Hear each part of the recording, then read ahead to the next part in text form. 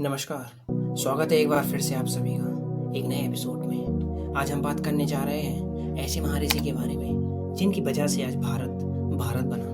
मैं उस समय की बात कर रहा हूँ जब लोग चाइना से, तिब्बत से, इंडोनेशिया से, तुर्की से, कोरिया से, जापान से हमारे यहाँ पढ़ने आते थे, क्योंकि वे लोग यहाँ आकर वेदांत, व्याकरण, राजनीति, युद्ध विद्या, आयुर्वेद, मंत्र विद्या, ऐसी अनेकों विद्या वे लोग यहाँ आकर सीखते। तो आज कितने ही फॉरेनर्स हैं जो हमारे इंडिया में आके सीखते हैं और हमारे वेदों को पढ़ते हैं, भगवत गीता को पढ़ते हैं। तो चलिए जानते हैं कि ये वेदांत, महाभारत, उपनिषद, भगवत गीता, पुराण आखिर लिखे किसने। तो चलिए फिर शुरू से शुरू करते हैं। इनका नाम महर्षि कृष्णद्वैपायन वेदव्यास।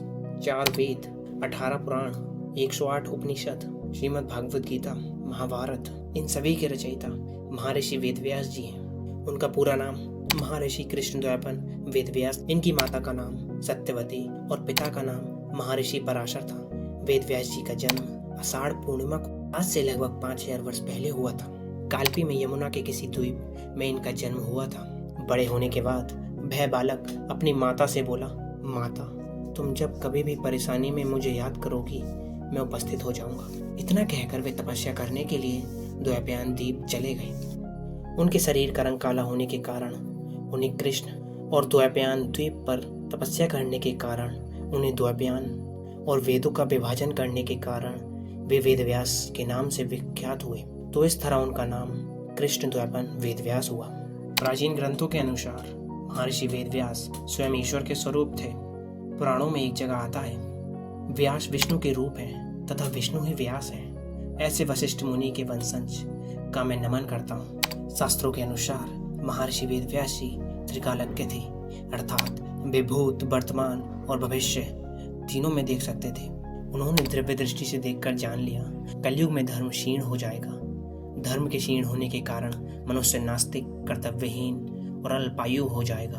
आप देखते हैं कलयुग में मनुष्य ना तो वेद पढ़ता है, वेद पुराणों की तो छोड़िए, वो भागवत गीता भी नहीं पढ़ता। लेकिन कुछ लोग अभी भी हैं जो वेदों को पढ़ते हैं, पुराणों को पढ़ते हैं, भागवत गीता को पढ़ते हैं। फिर उन्होंने सोचा कि वेदों को 4 जगह डिवाइड कर दिया जाए, क्योंकि कलयुग में इंसान इतना आलसी हो जाएगा और मस्तिष्कहीन हो जाएगा। मैं बस पूरे दिन नेटफ्लिक्स, मूवी, इंस्टाग्राम पे फॉलोअर चेक करते रहेगा। बात तो सही है। फिर उन्होंने 4 जगह डिवाइड कर दिए वेदों को, जिससे लोग उसका अध्ययन कर सकें।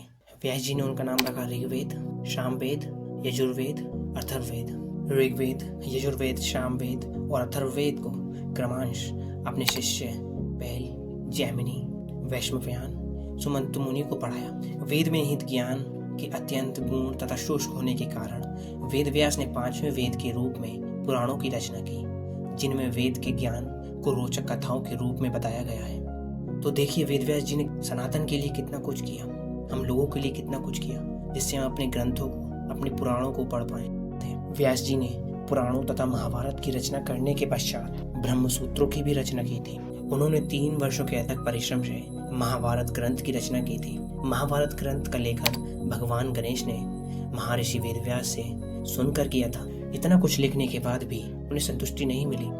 तो फिर एक दिन उनके पास नारद मुनि आए और उन्होंने उन्हें बताया कि मैं सहमत नहीं हूँ, मैंने वेदों को लिखा, पुराणों को लिखा, महाभारत लिखी। फिर नारद जी ने कहा, आप श्रीमद् भागवतम लिखिए। आपने भगवान श्री कृष्ण के बारे में नहीं लिखा, क्योंकि वे ही परम सत्य हैं। फिर उन्होंने श्रीमद् भागवतम लिखी।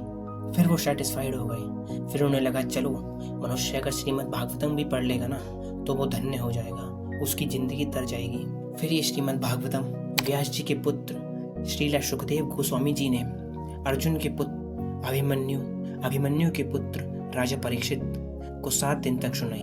हम लोगों को बचपन से बस मुगल्स, खिलजी, तुर्की यों के बारे में ही पढ़ाते जा रहे हैं। हमें कभी श्रीमद् भागवत गीता, श्रीमद् भागवतम या फिर महाभारत के बारे में नहीं पढ़ाया गया। इसी का कारण है कि आज हम पिछड़ते जा रहे हैं। लेकिन कोई बात नहीं, अब फिर से समय आ गया है सनातन को ऊपर लाने का। तो तब तक रखिए अपना बहुत सारा ध्यान। जय श्री राम।